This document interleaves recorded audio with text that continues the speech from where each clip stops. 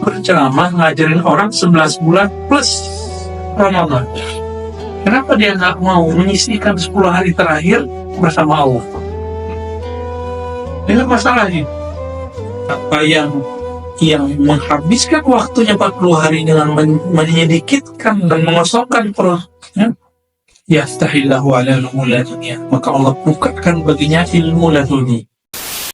Siapa yang ikhlas berlatih selama 40 kali pagi di situ berarti bukan pagi doang, pagi sampai pagi lagi gitu ya, maka Allah akan pancarkan dari kalbunya nur sehingga tumpah ruah lewat di sana.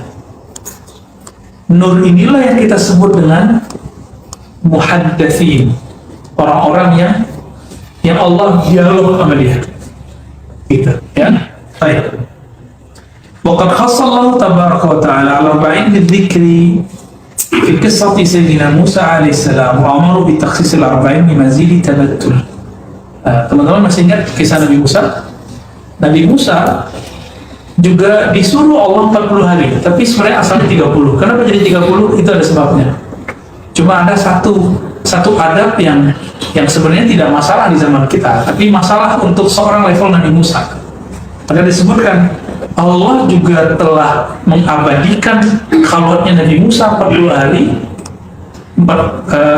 di dalam Al-Quran ya.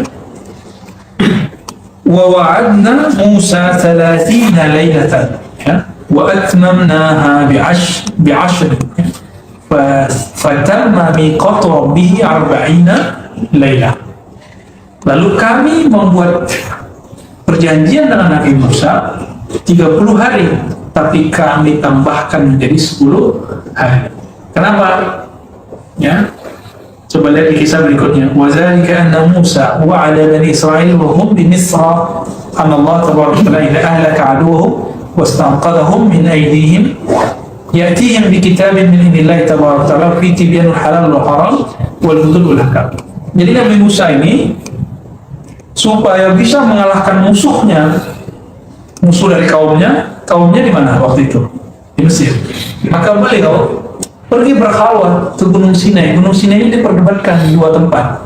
Apakah Sinai Mesir atau Sinai utaranya Saudi, utaranya Hijaz. Dan sampai sekarang kajiannya masih berdebat para ulama sejarah. Tapi kita bisa gabung bahwa ternyata Nabi Musa barangkali pernah 2 kali khalwat. Yang pertama di Mesir. Kenapa? Waktu itu pengikutnya ada di Mesir. Lalu beliau berkhalwat di tempat Gunung Sinai itu. Untuk apa berkhalwat? Supaya nanti pulang bawa kitab suci yang punya kekuatan menguatkan iman mereka dan segala macamnya untuk mengalahkan musuh. Oke? Di situ ada hukum halal haram dan segala macamnya. Falamma fa'alallahu dzalika wa ahlaka fir'aun sa'ala Musa rabbahul kitab. Ya. Setelah itu Allah kabulkan apa yang dimau oleh Nabi Musa dan mengalahkan Fir'aun ya. Sa'ala Musa rabbahul kitab. Dan Musa minta kitabnya. Fa'amaru tabaraka yasuma salasini yawman. Lalu Nabi Musa berpuasa 30 hari. Kalau kita puasa itu gak gosok gigi, ya kan? Dianjurkan tidak gosok gigi. Bau nggak? Ini kisah bau di sini. Nabi Musa ini agak jijian nih kalau bau. Ya, maka di sini problemnya terjadi. Wa huwa Dzulqa'dah, yaitu di bulan Dzulqa'dah. Falamma tamat salasuna laila ankara khalufa famihi fatasawwaka bi'audi khadum. Setelah 30 hari dia bau-bau, bau ya gitu. Normal gitu. Selevel Nabi Musa begitu. Jadi kalau kita begitu normal. Cuma kalau mau naik jangan begitu. Nabi Musa kemudian mencium bau itu. Akhirnya dia sibuk dengan bau itu. Dia kira bau itu busuk. Dia gosoklah. Digosoklah, bersiwaklah beliau. Faqala lahul malaikah.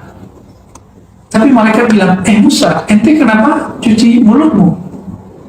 Kunna nashumu fika raihatal misk. Kami mencium dari kamu bau yang harum. Fa'afsadatahu bisiwak. Sekarang kamu merusak bau itu karena siwak. Nah, ini rahasianya di situ ada. Fa'amaru tabaraka ta'ala ya summa 'asyrata ayyam min Dzulhijjah. Oleh karena itu, tadi kan sudah selesai di Dzulhijjah. Dzulqa'dah masuk ke Dzulhijjah. Inilah sejarahnya kenapa ada suluk 10 hari Dzulhijjah di kalangan ulama-ulama kita ahli qalbah. Khalwat 10 hari ini rahasianya. Ya, kalau kita nggak pergi umroh, nggak pergi haji, ya kita suluk di sini seharusnya minimal puasa. Gitu. Lengkaplah berapa hari? 40 hari. Jadi mulai hari ini kalau kita punya bau mulut, itu bau untuk malaikat ya, bukan bau menurut teman ya. Menurut teman kita tak bau, tapi bagi malaikat dan di sisi Allah, yang Allah fufam bisaim atau yang wa'indallah milihil misik. Itu lebih harum di sisi Allah daripada baunya misik, baunya misik. Wa qala lahu amma 'alimta ana khalfa bisaim atau 'indi mirahil misik. Inilah yang diulang Nabi yang direkam oleh Bukhari dan Muslim. Tahukah engkau wahai Musa, bau-bau mulutnya orang yang puasa lebih harum bagi Allah daripada rihil misik, daripada parfum. Sekarang parfum apa yang paling mahal lebih harum dari itu? Parfum Prancis ya, yang lagi diboikot ya. Kasihan ya, kasihan yang jualan di sini maksudnya. Prancisnya ya, mereka lagi menghadapi yang mereka hadapi lah. Lam yakun sawmu Musa alaihissalam tarka ta'am bin nahar wa akalahu bin layl bal tawala 40 min ghairi aklin. Ini penafsiran. Nabi Musa 40 hari 40 malam gak makan gak minum. Mungkin gak? Mungkin. Izzuddin Risalah pernah 40 hari lagi sayembara sama pendeta Hindu yang sakti. Mereka adu, jika kamu benar, kamu mati, kamu hidup selama 40 hari. Lalu mereka puasa, nggak makan, nggak minum selama 40 hari. Di hari ke-39 mati pendeta Hindunya. Di hari ke-40 masih hidup. Izzuddin Risalah. Yang mengarang kitab ini, mana tadi? Yang bawah Zubat yang banyak menginspirasi Imam Nawawi. Beliau gelarnya Sultan Ulama. Beliau ahli sunnah, Asy'ari dan murid Abul Hasan Syadzili. Murid Abul Hasan Syadzili. Tapi beliau sekarang ada beberapa pengkaji turos di YouTube-nya Mesir sana berani ngejek Izzuddin sekarang. Saya nggak usah kasih nama channelnya. Kita juga ngelirik juga mana mereka yang berani sama ulama-ulama kita. Udah banyak hari. Jadi kalau antum kemudian dianggap sesat, santai aja. Izzuddin sama dianggap sesat, ya santai aja. Baik. Mungkin nggak? Mungkin. Yang nggak mungkin itu nggak mungkin bagi Allah, baru kita bilang nggak mungkin. Api nggak bakar kalau Allah berkehendak, apa salahnya? Itu terjadi pada Ibrahim, terjadi pada orang berdosa. Ya. Dan saya tak ketemu sama orang yang bisa puasa lebih dari 40 hari. Ya. 40 hari dia nggak makan Nabi. Ngapain? Zikir nafas saja. Ada itu kita udah. Cuma karena kita nggak lihat, bukan berarti nggak ada. Gitu ya. Baik.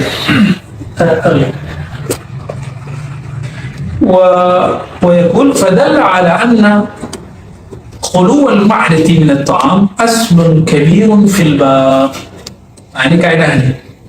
Jadi salah satu dari kesuksesan rohani para ahli suluk, harta para nabi, para wali, apalagi kita zaman ini, khuluwul ma'dah min ta'am, mengosongkan perut dari makan.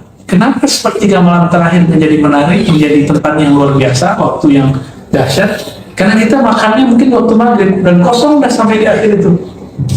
Nah, rahasia juga itu. Walaupun nggak kosong full, tapi hampir setengah malam, setengah hari kita sudah kosongkan itu. Hatta ihtaja Musa ila dzalika wasta'adda li mukalamati Allah tabaraka ta'ala. Sehingga Musa memerlukan puasa walaupun cuma 10 hari, yang 30 hari kan batal. Dibatalkan, disuruh 10 hari lagi. wasta'adda li mukalamatillah. Baru Nabi Musa siap mendengar kalam-kalam Allah Subhanahu wa Ta'ala. Jadi selevel Nabi Musa harus puasa dulu. Terus antum nggak mau puasa, gimana ceritanya tuh? Ya, saya torikohnya yang biasa-biasa aja tuh. Ya, lawat aja ya. Wal qulub alladuniyah fi qulubil munqati'ina ila Allah Ta'ala darbun minal mukalamah. Ilmu laduni yang tadi dimasukkan 40 hari bersih, Allah taruh pancaran hikmah. Pancaran hikmah itu boleh disebut dengan ilmu laduni. Jadi cara ilmu laduni bukan dengan cara yang aneh-aneh seperti yang kita lihat hari ini. Dan ilmu laduni kalau untuk cari di YouTube itu kebal-kebal, itu bukan laduni. Itu nama silatnya, silat ilmu laduni. Debus ilmu laduni, bukan itu ilmu laduni. Ilmu laduni bukan itu. Barangkali orang-orang yang mengatakan tasawuf sesat mengira itulah tasawuf. Kalau begitu ya kita nggak sepakat juga ya. Bukan itu tasawuf. Tasawuf bukan berkebal-kebal liar. Tasawuf itu supaya antum nanti nggak kebakar neraka gitu. Itu baru debus bener. Kalau cuma api-api biasa mah salah ya. Ini darbun minal mukalamah. Ini adalah salah satu dari mukalamah. Mukalamah itu disebut muhadatsah. Yang di pekan lalu kita bahas tentang muhaddatsin, orang-orang yang Allah ajak bicara. Ya. Wa man inqata'a 'ala Allah 40 yawman mukhlishan muta'ahidan nafsahu bi khifatil mahdati yaftahillahu ta'ala alaihi al-'ulum al-laduniyah. Siapa yang melakukan tirakat khalwat 40 hari lillah, ingat rumusnya hanya satu, lillah. Kalau bukan karena lillah, maka yang masuk bukan ilmu laduni, tapi syaitani. Jadi maka dia kasyaf, tapi bukan kasyaf ilahiyah. Kasyafnya kasyaf syaitaniyah. Ini yang terjadi pada Ahmad Shadiq. Dia 40 hari juga, jangan salah. 40 hari, apa yang datang kepadanya? Syaitan. Kenapa? Dia nggak punya guru, dia cuma baca buku lah, diamalin. Buku punya roh nggak? Kalau ada apa-apa kejadian, bisa dicek nggak? Dari buku. Pusing. Tanya sama gurunya yang sudah mengalami itu. Ya. Nah, kenapa musik itu perlu? Karena dia mengalami hal-hal tersebut. Ketika terjadi pada antum semua, bahasa dingin, panas, hilang, apa semua itu udah dia alami apa masyaikh itu. Tinggal cek, nggak perlu bolak-balik di halaman mana kejadiannya. Nah, nggak perlu ngecek itu, udah langsung jawabannya ada. Karena kolbunya para ulama itu adalah yanadiul hikmah. Ulama-ulama yang mereka pernah arbainan. Ya, berarti kalau ulama belum pernah arba'in gimana? Nggak masuk.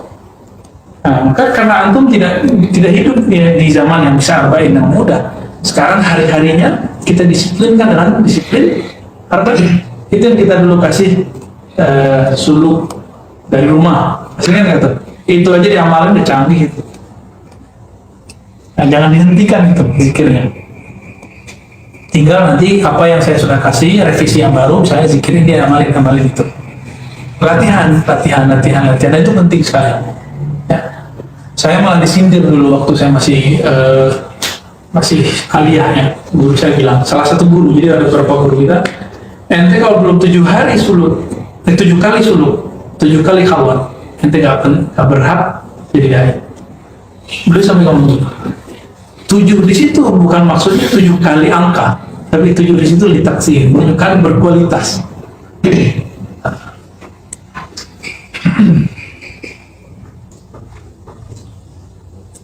Pernah nggak itikaf tapi nggak ada panduan amalannya? Benar, berantakan nggak? Pesantren kilat. Yang buat pesantren kilat, yang buat itikaf belum pernah melakukan itikaf dan diterima dari gurunya. Lalu apa acara itikaf? Pengajian, debat, diskusi, makan, tidur, terus tahajud bareng, ya kan?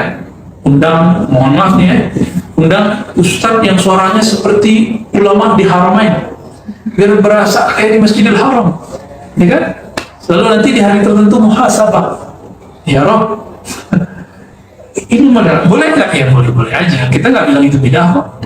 Tapi karena si pembuat acara ini nggak mengerti bagaimana khalwatnya Rasulullah, itikafnya para nabi, maka dia buat-buat sendiri aja, dan itulah sebenarnya yang muhdatsat. Tapi kita nggak bilang itu bid'ah sayyi'ah. Jadi mereka mau itikaf begitu aja udah syukur kok, mau ngaji gitu kan, udah syukur. Dan yang paling menyedihkan para dai, ya, ini kan banyak nih para ustaz nih, mau berceramah ngajarin orang 11 bulan plus Ramadan. Kenapa dia nggak mau menyisikan 10 hari terakhir bersama Allah? Ini masalahnya. Malah tamak gitu. 10 hari terakhir masih di bak aja. Ayo 10 hari terakhir, kecuali itu lagi dakwah ke luar negeri, emang lagi dibutuhkan cuma sebulan itu lah cerita. Tapi kalau kita di tempat kita menabung selama setahun kurang sebulan tuh, 11 bulan, 20 hari, udah nabung lah. 10 hari terakhir nggak mau suluk, nggak mau khalwat, nggak mau itikaf. Lalu sunnah rohani mana yang kita mau ambil dari Nabi?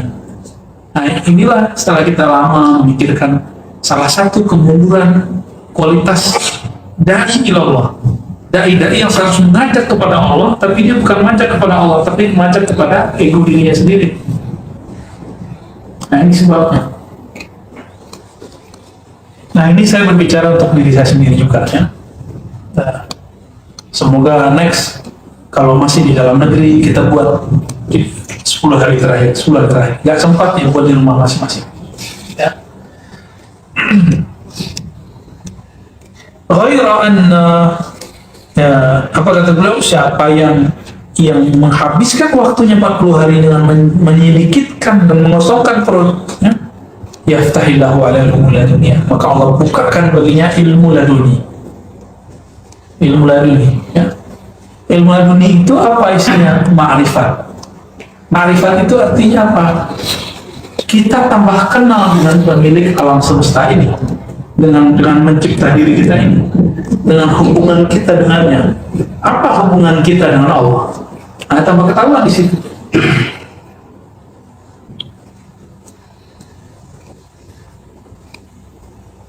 غير أن التعيين الأربعين المدة في قول رسول الله صلى الله عليه وسلم في أمر الله تعالى موسى عليه السلام بذلك والتهديد وتغليب عليه لحكمة فيه. Ya, jadi inilah rahasianya Nabi Quran. Kenapa Nabi Musa disuruh begitu? ولا يطلع أحد على حقيقة ذلك إلا الأنبياء إذا عرفهم الحق ذلك أو من يخصه الله تبارك وتعالى بتعريف ذلك من غير الأنبياء. Jadi yang bisa paham ini siapa?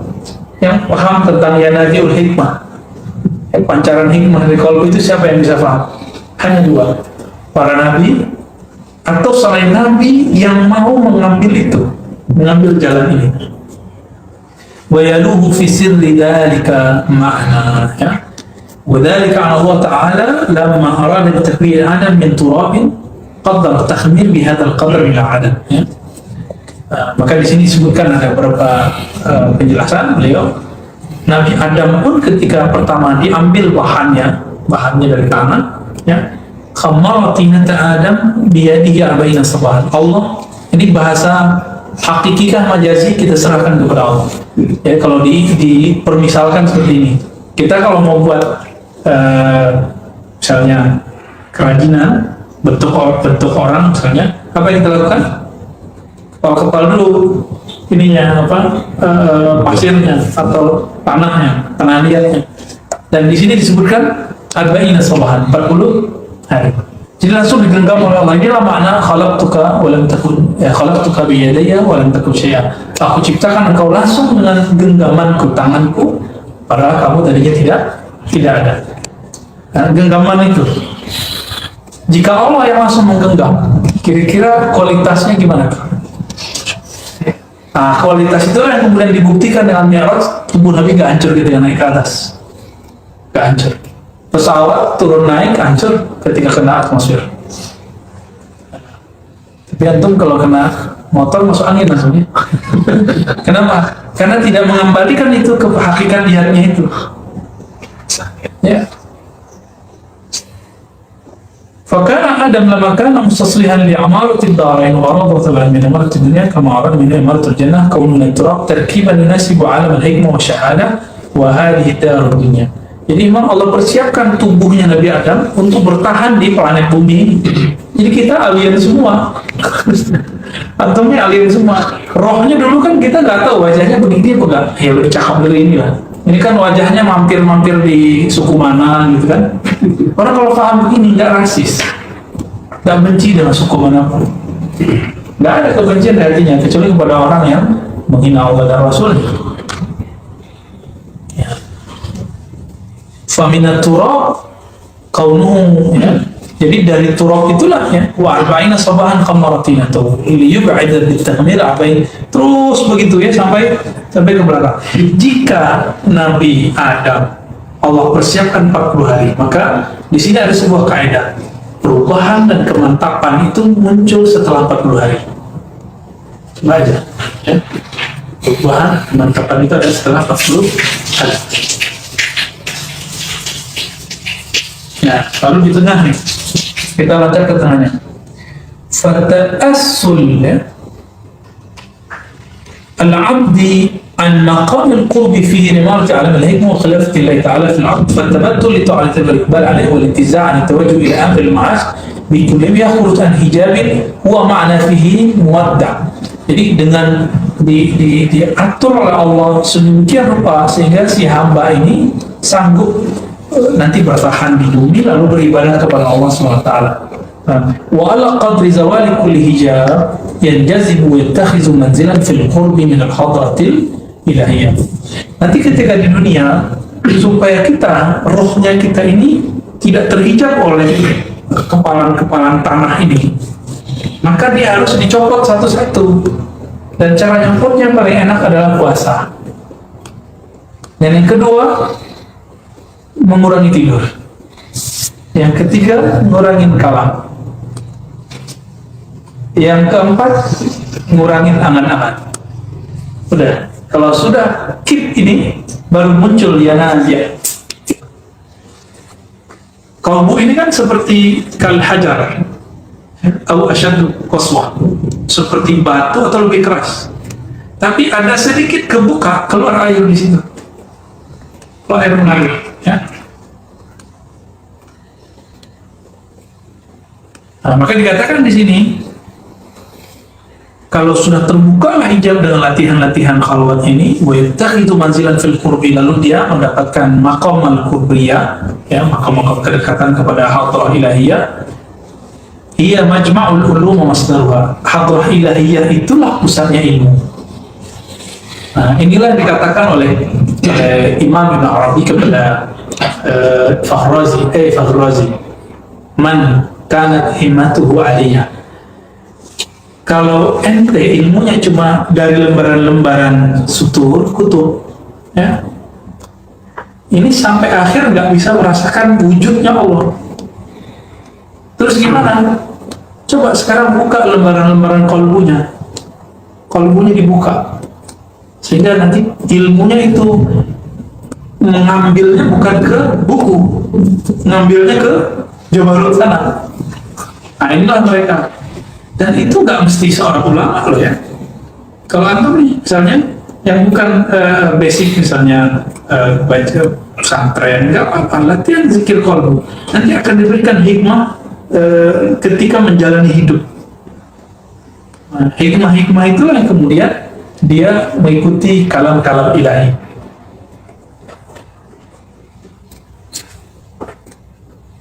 Nah, dulu teman-teman yang melakukan Allah di Indonesia, kita punya ulama di Sumatera yang menjadi imam di Masjidil Haram.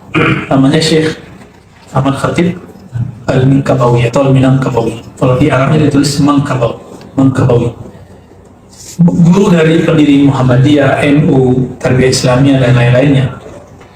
Syekh Ahmad Khatib Minangkabawi ini diidentikan orang, bahkan di kampung saya sendiri, cerita tentang beliau kurang diekspos, sehingga banyak asumsi bahwa beliau ini Wahabi.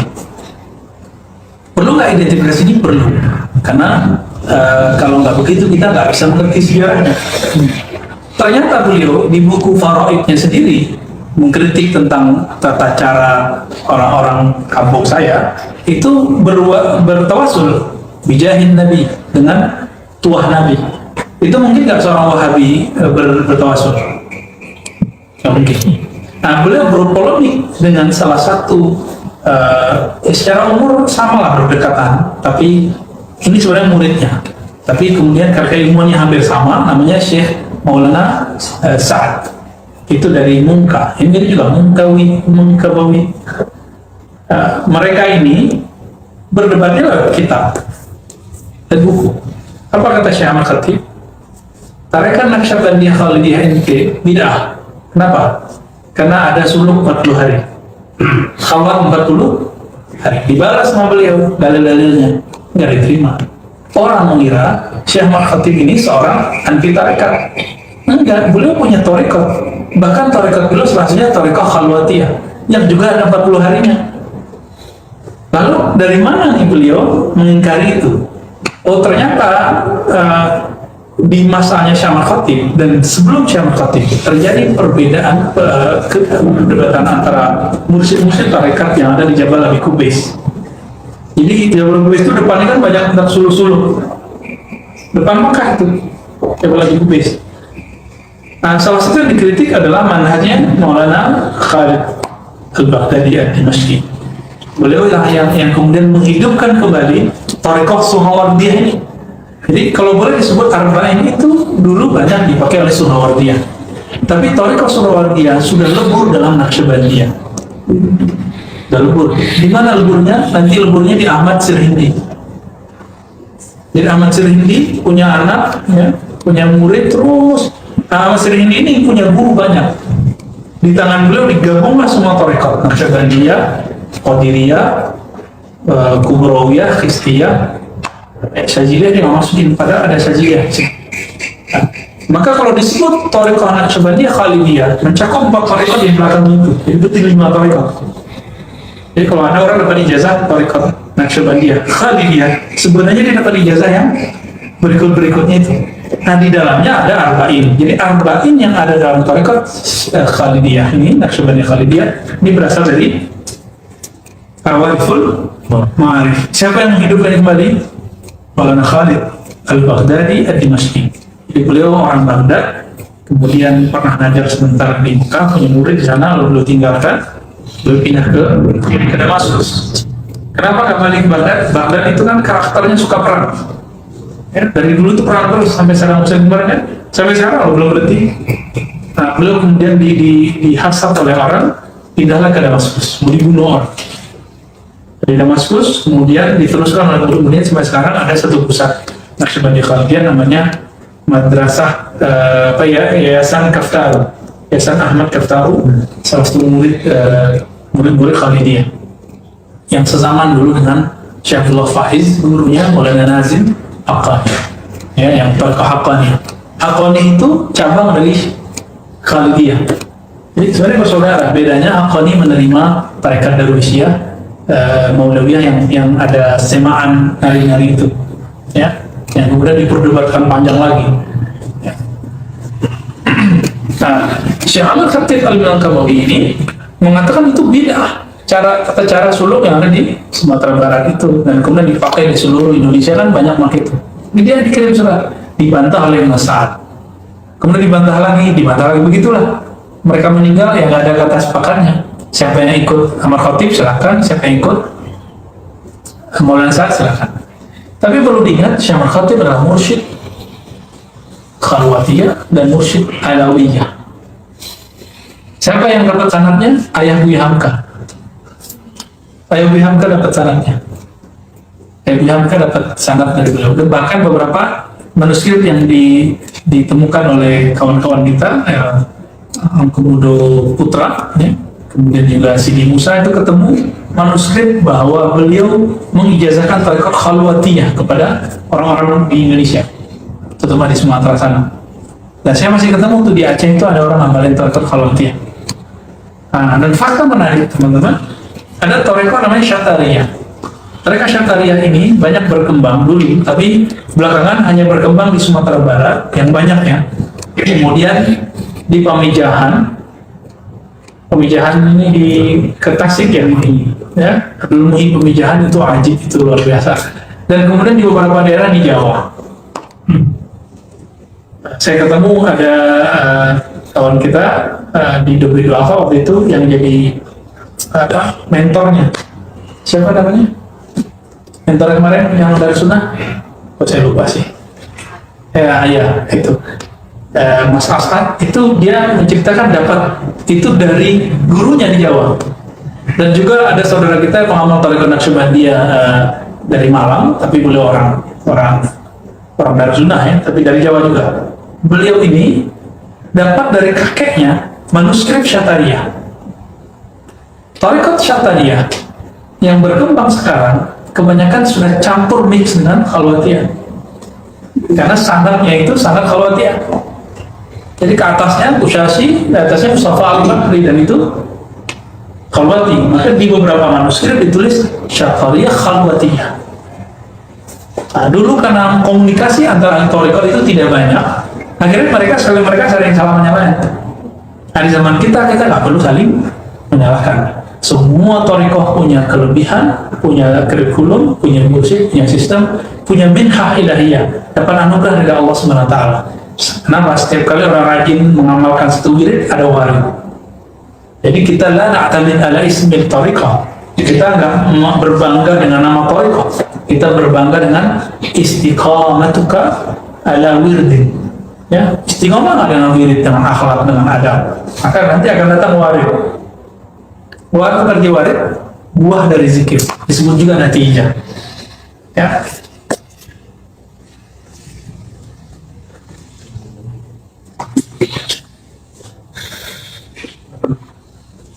Nah, dikatakan di sini. Jadi kalau sudah rajin nih berlatih, inqalabat a'yanu hadisun nafsi uluman ilhamiyah. Kalau kita nih begini, kita mikir ala duniawi, hitung-hitungannya ala matematis ya. Kalau kita nggak punya zikir di qalbi. Ini misalnya ada yang mau nikah nih, terus baik sini ini belum nikah ya? Udah oh ya, udah mau nambah mau nikah yang kedua maksudnya. Ya. Mujib, udah mujibnya? Belum. Kapan? Katanya mau. Wah. Iya. Nunjuk orang lagi ya. Baik. Orang ketika misalnya dia berpikir dengan nafsiyahnya, saya mau nikah nih, ntar gimana cara nafkahnya? Wah, itu nafsiyah main. Udah punya kerjaan atau udah punya penghasilan lah, walaupun misalnya nggak jelas gitu. Udah jalan aja nikah. Kenapa? Dalam hadis Nabi dikatakan Allah menanggung 3 golongan. Salah satunya orang yang mencintai karena apa? Baru menikah. Itu dijamin itu. Tenang Panji. Nanti nyampe di situ. Ya. Tanya ke orang-orang yang sudah nikah nih kan sambil kiri-kiri, karena sudah nikah semua. Mereka mengalami itu semua. Tapi hadis sunnah, ada namanya hadis sunnah. Bisikan-bisikan hati. Bisikan hati itu nakut-nakutin, yukhawifuhum, takhwif, yuwaswis. Ya. Benar ya Rafain ya? Afri juga tuh. Itu was-wasnya dahsyat sekali. Termakan pakai apa? Termakan. Itu yang was-was hadis sunnah. Tapi siapa yang ngomporin? Syaitan. Syaitan itu selalu menakut-nakutkan orang supaya tidak yakin kepada Allah. Tapi tar dulu, jangan nekat juga ya. Tunggu di sini. Apa kata beliau? Kalau si kolbu sudah dilatih sehingga nama Allah masuk ke dalamnya, masuk ke dalam kolbu, maka kalam yang muncul bukan lagi kalam-kalam was-was, tapi berubah menjadi zaharat a'yan hadisun nafsi uluman ilhamiyatan, menjadi ilmu-ilmu ilham. Ilham itu bisikan malaikat. Kalau laduni langsung dari Allah. Jadi ini beda lah ya. Ada laduni, muhadatsah, mukalama, ada ilham. Ilham ini kalau Imam Kusyairi mengatakan ini dimil malam. Maka yang bisikkan dia bukan setan lagi, tapi malaikat. Kenapa? Malaikat itu senang dengan orang yang baca nama Allah. Maka siapapun yang baca nama Allah di lisannya atau di kalbunya, itu ada malaikat yang mendekatinya. Sayangnya, kalau zikirnya cuma di kalbu, malaikat yang pencatat nggak tahu. Nggak tahu, kecuali yang malaikat yang level satu lagi pencatatnya. Ya ada malaikat pencatat tuh macam-macam juga. Ada yang bisa mencatat si kalbu. Jadi ada juga. Tapi masukkan nanti pencatat kita belum tahu. Maka kita perlu wirid zahir. Itu maka kenapa kita harus pakai wirid, hizib, salawat. Ini biar kecatat juga sama yang malaikat-malaikat ini. Gitu. Biar nggak kaget dia nanti di akhirat. Dan itu ada faedah-faedah duniawinya. Ya, simpul-simpul alam, rezeki, cinta, benci, popularitas, tersembunyi, sakit, senang, sembuh. Itu simpul-simpulnya ada di zikir.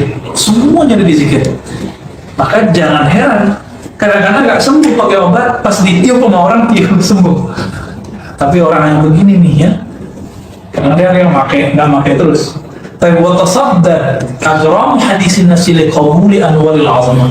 Setelah siap kalbunya karena nama Allah sudah bertahta di kalbunya, di saat itu dia siap menerima cahaya Allah Subhanahu wa taala.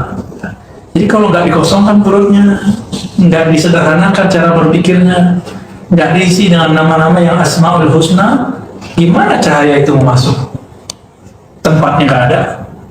Ya, udah keisi sama hadis sunnah tadi, was-was tadi. Jadi kalau ada was-was, dia nggak masuk. Sedangkan yang ruh kita lagi terpenjara tuh di situ. Dunia sijnun mukmin, dia terpenjara, dia nggak bisa ngapa-ngapain. Nah ini kasihan. Baik.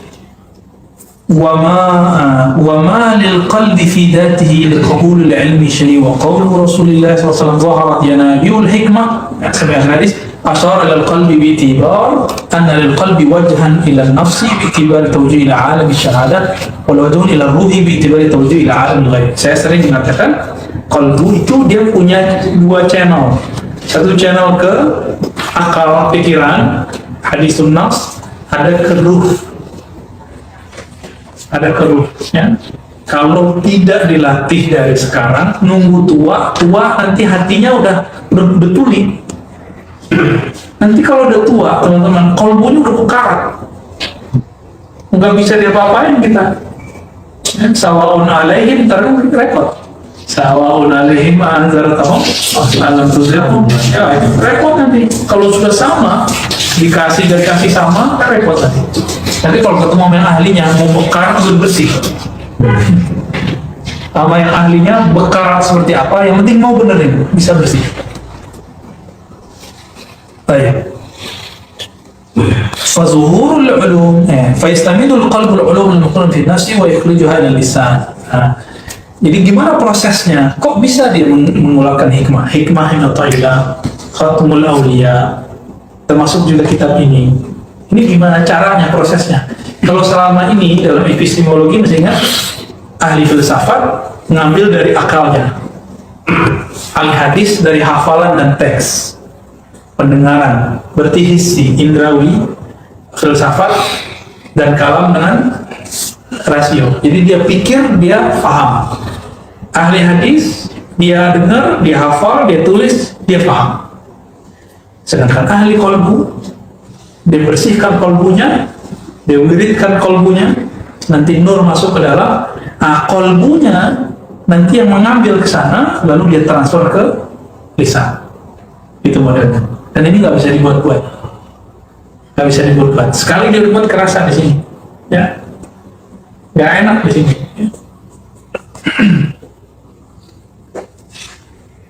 Falil qalbi wa ruh maratib min qurbil mulhim subhanahu wa ta'ala faqarat bil ilham. Jadi qalbu dan ruh ini, qalbu kan mengarah ke ruh. Ruh inilah yang langsung bisa berdialog dengan Allah, yang bisa berdialog sama Allah. Coba lihat, ingat ayatnya, alastu bi rabbikum. Ini ayat pamungkas bagi ajaran kita, ajaran ma'rifat yang kita coba kaji. Allah berbicara ke siapa? Ke ruh. Allah nggak bicara ke badan itu. Allah nggak bicara ke qalbi, Allah bicaranya ke ruh. Maka sampai kapanpun nanti yang diajak bicara Allah cuma ruh. Sampai kapanpun nanti yang diajak bicara Allah cuma ruh. Jadi kalau orang sholat tidak dengan ruhnya, nggak terasa tuh dialog itu. Kan Nabi mengatakan orang yang baca Alhamdulillahirobbilalamin, Allah menjawab. Masih ingat? Ar-Rahman Ar-Rahim, Allah jawab. Malikul Mulk, Allah jawab. Tentu bisa ngerasain. Kalau dengan kolbu pun belum nyampe, nggak kedengeran sama kolbu. Apalagi telinga ini nih nggak jelas nih ya. Telinga ini yang dengerin yang hissi, yang indrawi. Kolbu mendengarkan kalam-kalam ilhami, tapi ruh dia langsung mukalamah muhadasah ma'allahi taala. Nah, maka thariqat itu dibagi 3. Ada 4 malah ya. Thariqah hissiyah. Thariqah hissiyah ini ya begitu aja. Dapat hadis zikir 100, zikir dah. Dapat pahala. Terus gimana? Ya lanjutannya begitu aja. Paling kalau punya kan nggak ada urusan. Kalau dia niat dengan zikirnya dapat rezeki, Allah kasih. Tapi habis di sini. Ada yang berzikir untuk akalnya. Jadi dia menenangkan hati supaya bisa berpikir tenang. Oke, dia dapat sampai di situ. Tapi ada yang berzikir untuk kalbunya, dengan kalbunya supaya bisa menerima yang kita sebut tadi, nur tadi ya. Terus gimana? Ini belum selesai. Thariqah ke qalbu ini yang kita sebut thariqah nafsiyah. Dia baru sampai di situ kalau dia baru bisa mengakses sampai ke sana.